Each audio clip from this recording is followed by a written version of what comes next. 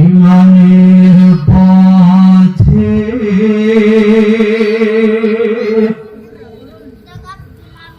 অবিচল থেকে আমার মরণ যেন হয়। ইমানের পথে অবিচল থেকে আমার মরণ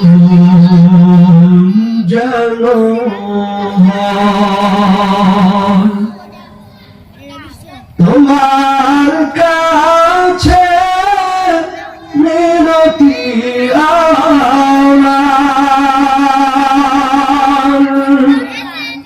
তোমার কাছে মিনতি আমার।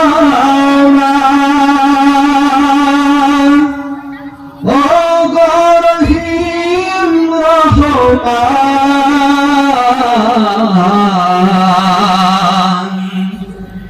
ইমানের পথে অবিচল থেকে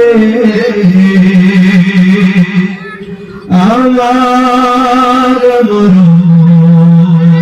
যেন হয়। সকলে পড়ি আল্লাহুম্মা আমিন। তাহলে আমরা সকলেই ঈমান নিয়ে কবরে যেতে চাই। তবে ঈমান নিয়ে কবরে যেতে হলে কি কাজ করতে হবে সেটাও জানা দরকার, আছে না নাই? আল্লাহ বলে, মুসা রে, আমি আমার বান্দার জন্য সহজ। তুমি যখন ঘোষণা করেছো আমার নাফরমান বান্দাটা, অপরাধী বান্দাটা, মনে মনে আমি মাওলার সাথে কথা বলে ফেলেছি। আমার বান্দাটা বলে, আয় আল্লাহ, এই মজলিস থেকে যদি এখন আমার বের হয়ে যেতে হয় তাহলে এর থেকে বড় শরম লজ্জার আর কি আছে গো মালিক? তুমি বলো। তুমি না তোমার বান্দার জন্য রহমান রহিম শানওয়ালা, তুমি না সত্তারওয়ালা। আয় আল্লাহ, আমি দিল থেকে তওবা করতেছি, জীবনে আর গুনাহ করব না, নাফরমানি করব না।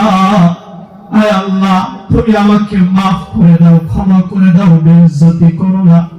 মুসার কোন আওয়াজ হয় নাই, মনে মনে আমার বান্দার সাথে কথা হয়ে গিয়েছে।